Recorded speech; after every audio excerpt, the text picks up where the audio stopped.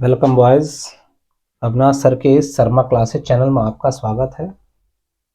तो जैसा कि आप लोगों को सभी को मालूम है कि मैंने जो क्लास 10th एंड 12th के ज़्यादातर चैप्टर जो है कवर करवा दिए हैं with summary and questions and answers के। और ये आज आपका जो टॉपिक है चैप्टर 10 क्लास 10th जो फर्स्ट फ्लाइट आपकी बुक है उससे लिया गया है। और ये चैप्टर 10 जो है इसका नाम है द सरमन एट बनारस।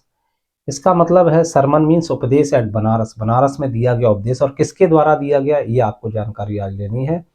तो बहुत अच्छे मन से कॉपी कलम लेके आप लोग बैठ जाइए और अच्छे से जो भी मैं आपको बताऊं जो आपको मोस्ट इंपॉर्टेंट तो टोटल है और शॉर्ट में बड़े ही संक्षिप्त में मैंने लिखा है, लेकिन इसकी कहानी आपको डिटेल में बताऊंगा। इसमें multiple choice and long answer and short answer सभी पूरे आंसर आएंगे और इम्पॉर्टेंट क्वेश्चन के बारे में आपको मैं जानकारी दूंगा। तो आइए देखते हैं अपने टॉपिक की ओर। चैप्टर नंबर 10 और जिसका नाम है द सरमन एट बनारस, जिसको लिखा है बाई बेटी रैन स्टो ने लिखा है। और इसमें मैं आपको जानकारी देने जा रहा हूँ summary and question and answers. तो ये जो आपका सरमन एट बनारस, अगर क्वेश्चन पूछा जाए कि बनारस में पहला उपदेश किसने दिया था तो आप बोलेंगे महात्मा बुद्ध ने। महात्मा बुद्ध की जीवन की जो घटनाएं हैं इसमें शामिल नहीं है, मात्र एक इंसिडेंट का वर्णन दिया गया। तो आपका जैसा कि लिखा हुआ है वन इंसिडेंट, एक ही घटना है सिर्फ। और उसका वो घटना क्या है, कीसा गौतमी, एक कीसा गौतमी नाम की एक महिला थी, विधवा महिला थी। उसने क्या की, ये नीचे दिया गया है कीसा गौतमी टू मीटिंग्स। कीसा गौतमी ने 2 मीटिंग्स की थी, 2 बार गौतम बुद्ध से मिली थी और उस पर क्या प्रभाव पड़ता है आइए इससे जानते हैं। तो सबसे पहले हम जो आपकी स्टोरी में घटना जरूरी नहीं इनके जन्म की, लेकिन थोड़ा बहुत जानने में कोई बुराई नहीं है ताकि आप अच्छे से महात्मा बुद्ध को भी समझ सकते हैं। तो आइए देखते हैं। तो महात्मा बुद्ध का जो बचपन का नाम था सिद्धार्थ नाम था, सिद्धार्थ गौतम पूरा नाम इनका था, सिद्धार्थ गौतम। और ये इनका जन्म कहाँ हुआ था, नेपाल में। पहले भारत में ही था, नेपाल, नेपाल में हुआ था। और नेपाल में पड़ता आपका कपिलवस्तु राज्य, एक कपिलवस्तु राज्य था जिसके राजा कौन थे, शुद्धोधन। और ये कपिलवस्तु राज्य पड़ता है लुम्बिनी वन में, जो नेपाल में है, लुम्बिनी वन में पड़ता है। गौतम बुद्ध को ही बाद में बुद्धा कहा गया, महात्मा बुद्ध आपने बहुत अच्छे सुना होगा, बुद्धम शरणम गच्छामि। तो महात्मा बुद्ध के ही के वजह से कहा गया ये। तो यहाँ पर इनके जो सिद्धार्थ के पिता का नाम था शुद्धोधन था, जो कपिलवस्तु के राजा थे नेपाल में, लुम्बिनी वन में जो कपिलवस्तु था। फादर थे शुद्धोधन और उनकी माँ का नाम था माया देवी, उनकी माँ का नाम माया देवी था। अच्छा, इनका जो फास्ट फ्रेंड था, जैसे कि कृष्ण का फास्ट फ्रेंड कौन था, सुदामा, तो ऐसे इनका फास्ट फ्रेंड था कौन, चैरिएटर। चैरिएटर का मतलब एक सारथी था, रथ चलाने वाला इनका था। पहले फ्रेंड था, बाद में उनका सारथी बन गया, नाम था उसका चन्ना। हालांकि यहाँ पर चन्ना और इनका कोई भी वर्णन नहीं, लेकिन फिर भी मैंने आपको जानकारी दे दी है। और एक चीज और समझ लो, जो चन्ना है इसमें श्री कृष्ण की तरह काम किया, जिस प्रकार अर्जुन को कृष्ण ने उपदेश दिए थे श्री कृष्ण जी ने और उनको सारी बातें समझाई थी। तो इसी प्रकार जो चन्ना इसमें चैरिएटर जो सारथी है, फ्रेंड है इनका सिद्धार्थ का। तो इनको सारी जानकारी उन्होंने दी, क्यों दी, क्योंकि सिद्धार्थ को उनके जो पिता थे कौन थे, शुद्धोधन, माता माया देवी की तो मृत्यु उनके जन्म जैसे ही हुआ, थोड़े दिनों बाद उनकी मृत्यु हो गई। तो इनकी जो शुद्धोधन की जो दूसरी पत्नी थी उसने इन्हें पाला था। तो शुद्धोधन ने इन्हें दुख दर्द इन सारी चीजों से दूर रखा था। क्या वजह थी, इसके लिए बहुत लंबी डिटेल में जाना पड़ेगा, क्योंकि कहा गया था कि अगर सिद्धार्थ गौतम के बारे में भविष्यवाणी थी, अगर इन्होंने दुख को देख लिया, दया को देख लिया तो ये साधु बन जाएगा, अन्यथा ये राजा बनेंगे। और चाहे साधु बने चाहे राजा बने, इनका जो यश है 10 दिशाओं में होगा। 4 दिशाओं के कोने अगर जोड़ लें तो 8 दिशाएं, आसमान और पृथ्वी जोड़ लें तो 10 दिशाओं में। तो यहाँ पर देखते हैं, तो रीजन क्या था, इन्होंने क्या किया, इन्होंने अपने घर को मतलब महल को त्याग दिया था। महल को त्याग, इकलौती संतान थे फिर भी अपने महल को त्याग दिया। इनकी पत्नी का नाम था यशोधरा, बहुत ही सुंदर थी, इनका पुत्र भी हुआ था। तो रीजन क्या था, इन्होंने अपने महल को क्यों त्यागा कपिलवस्तु को, टू लीव हिज पैलेस, अपने महल को त्याग दिया। क्यों, वजह क्या थी, इन्होंने 2 भ्रमण किए थे महल के बाहर घूमने के लिए। तो वेश बदल के अपने मित्र चन्ना के साथ में सिद्धार्थ गए थे 2 भ्रमण में। पहले भ्रमण में इन्होंने 2 चीजें देखी, ओल्ड मैन को देखा, सिक मैन को देखा।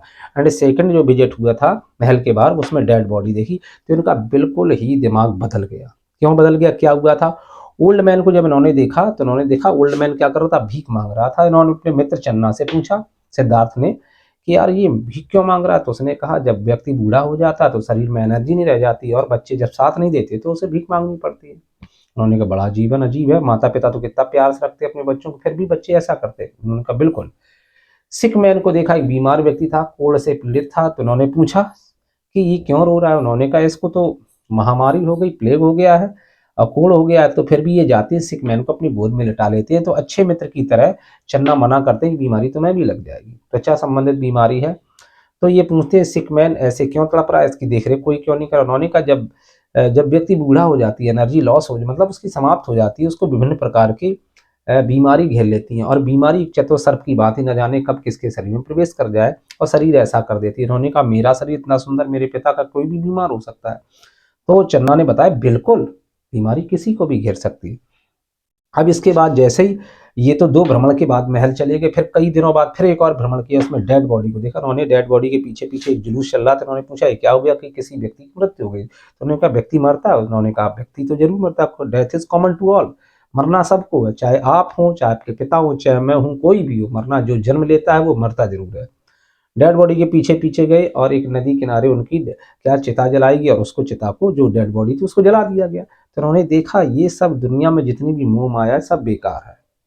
तो उन्होंने मोह माया को त्यागने, मोह माया का के जो बंधन थे, उन्होंने कसम खा के मैं मोह माया के बंधनों को तोड़ दूंगा।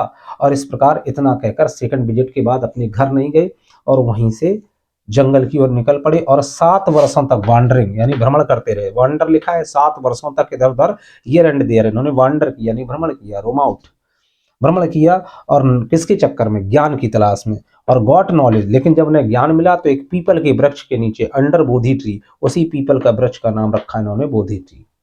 तो इनकी जीवन के विषय में ये सारी घटना है। तो इसमें मोस्ट इंपॉर्टेंट टॉपिक जो आपका यहाँ से नहीं पूछा जाएगा, इनका नाम पूछा जा सकता है, बचपन का नाम सिद्धार्थ गौतम, ये अब कहाँ के रहने वाले थे, कपिलवस्तु जो नेपाल में लुम्बिनी वन है, ये भी पूछा जा सकता है।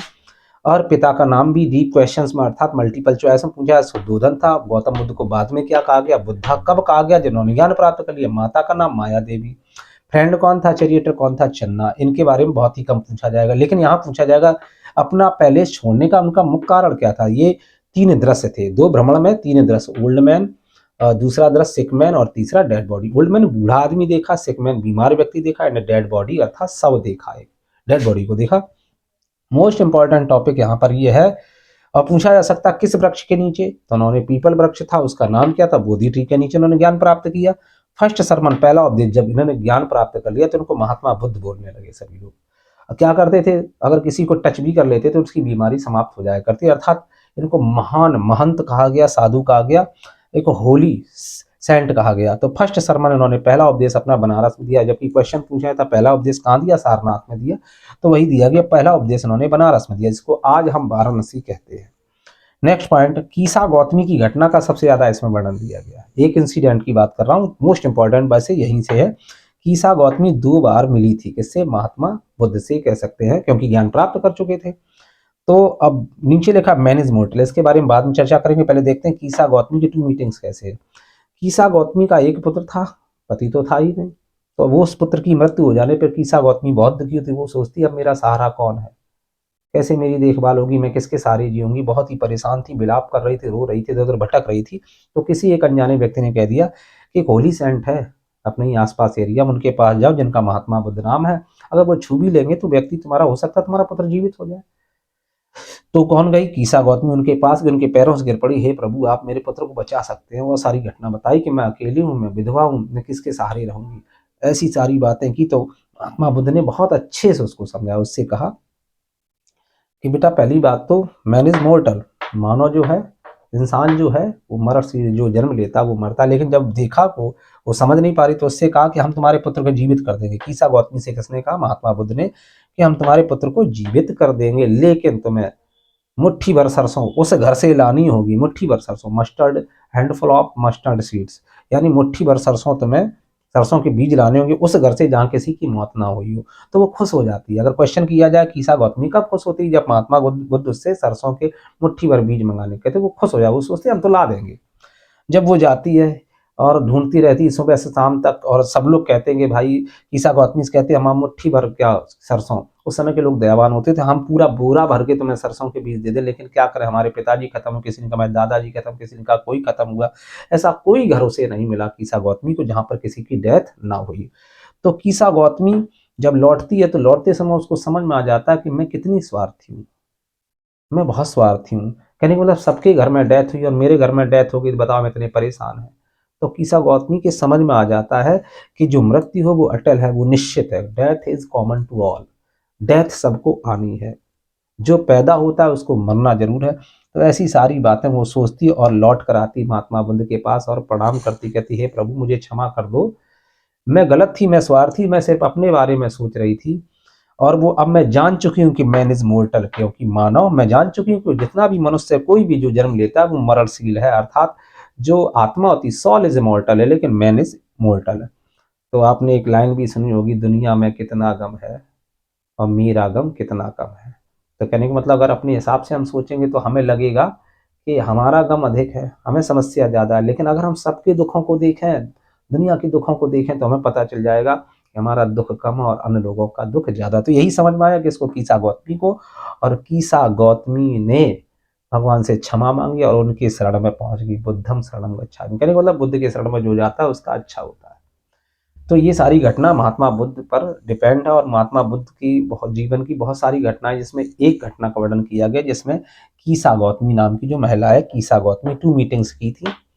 कीसा गौतमी क्यों मिलने गई थी, कीसा गौतमी ने उनसे क्या कहा, कीसा गौतमी कब खुश हुई, कीसा गौतमी को कब शिक्षा मिली, कीसा गौतमी किस प्रकार से शिक्षा मिली, महात्मा बुद्ध ने कीसा गौतमी से क्या करने को कहा, इन सभी प्रश्नों का उत्तर आपको मैं बता चुका हूँ। तो इस प्रकार आप सभी के आंसर दे सकते हैं। तो यहाँ पर मोस्ट इंपॉर्टेंट आपका जो है मैंने सब बता दिया, एक बार और आपको रिवाइज करवा दे रहा हूँ कि जो शर्मा क्लासेस मैंने आपको पहले ही बता दिया। अगर आपको मेरा चैनल अच्छा लगा हो, यूजफुल अगर आपको लगा हो, तो कृपया आप इसे शेयर करें, लाइक करें और ज़रूरतमंदों को आप शेयर करें, सब्सक्राइब करें। ये सारी चीज़ें मैं आपसे रिक्वेस्ट कर रहा हूँ।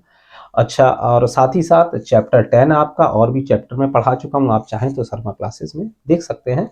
द सरमन एट बनारस, बनारस में दिया गया पहला उपदेश किसका था, महात्मा बुद्ध का। ये किसने लिखा, बाई बेटी रन स्टॉ ने लिखा। ये लेखक का जानना बहुत जरूरी है। जितने भी आपके चैप्टर हों, प्रोज को चाहे पोएट्री को, आपको उन सबके लेसन के नेम एंड उनके जो लेखक हैं, ऑथर हैं एंड पोएट, उनको आपको तैयार करना चाहिए, क्योंकि उनसे 2 नंबर आपके 100% कन्फर्म है। कोई भी ऐसा आज तक पेपर नहीं बना जिसमें लेखक और उसके टाइटल का नाम ना पूछा गया हो, कहीं ना कहीं जरूर पूछा, चाहे प्रोज से चाहे पोएट्री से। Summary and question answers, summary आपकी हिंदी में होगी, क्वेश्चन आंसर्स भी आपके हिंदी में होंगे।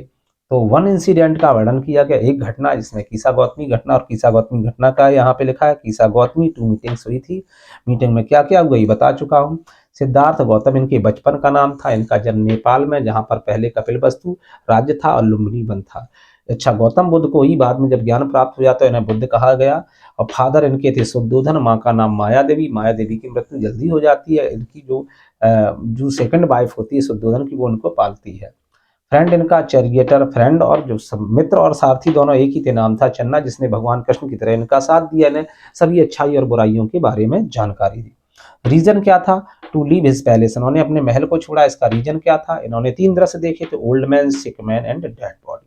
ये 3 दृश्यों की वजह से इन्होंने घर छोड़ दिया, क्योंकि इससे इनका जो था दुनिया से और परिवार से जो जो क्या लगा था, जो कनेक्शन था, वो समझ गए कि ये तो मोह माया है, इसको सबको छोड़ना चाहिए। आज नहीं तो कल सबको मरना है, सबको छूटना है।